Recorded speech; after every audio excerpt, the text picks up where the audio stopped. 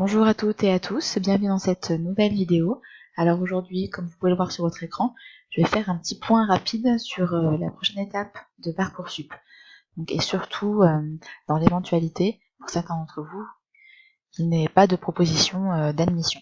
Dans le cas où tous vos vœux seraient en attente et ou refusés, il y a ce qu'on appelle la phase complémentaire, donc à partir d'aujourd'hui.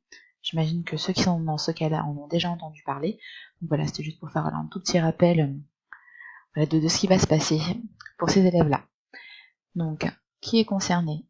Donc, comme je l'ai dit, ceux qui n'ont pas reçu de proposition d'admission, qui n'ont eu que des réponses négatives, ou dont tous les vœux seraient en attente, ceux qui auraient omis ou à cause d'un problème technique n'auraient pas pu confirmer leur vœu le 8 avril, ou les candidats qui ne se sont pas inscrits pendant la phase principale, donc dans la phase complémentaire, ils peuvent créer leur compte candidat et effectuer des vœux.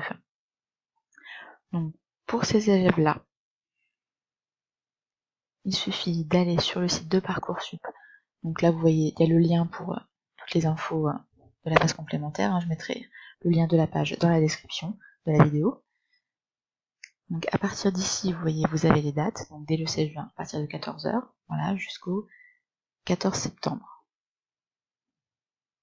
Inclus, voilà. Donc, vous pourrez effectuer des vœux donc sur les places restantes. Vous ne pourrez pas faire de vœux. Par exemple, si vous avez fait un vœu voilà, pour un BTS en particulier, dans un endroit particulier, et que ce vœu a été refusé, vous ne pouvez pas à nouveau le demander en phase complémentaire. D'ailleurs, voilà, c'est écrit ici. Vous ne pouvez pas formuler un vœu pour une formation disponible en phase complémentaire que vous aviez déjà demandé en phase principale, mais pour laquelle vous aviez obtenu un refus. Mais vous pouvez demander la même formation dans un autre établissement. Oui, il y a tout un tas de petites choses à savoir.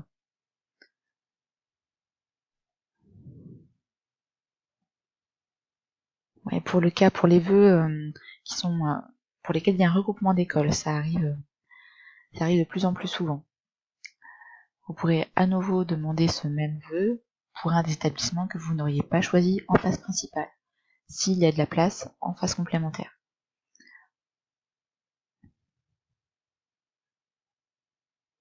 Pour les licences, vous voyez, ils répondent dans un délai de 8 jours maximum.